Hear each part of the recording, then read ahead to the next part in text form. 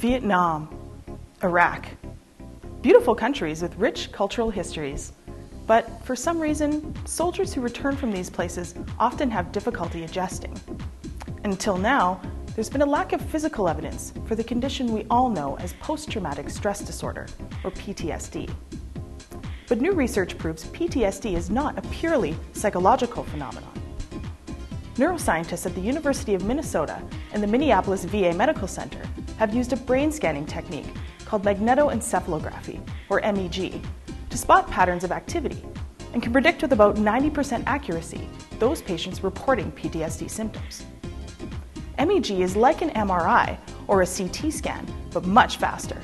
It can record information in milliseconds rather than once per second like the older technologies.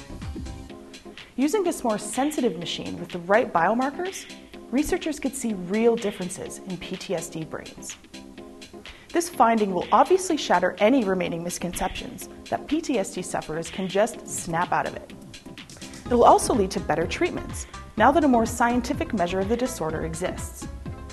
One of the more controversial ideas is administering MDMA, also known as the party drug ecstasy, to PTSD patients, letting them experience, according to one proponent, quote, years of therapy in a few hours. A few sweaty, thirsty hours, to be sure. But at least it's not all in your head anymore.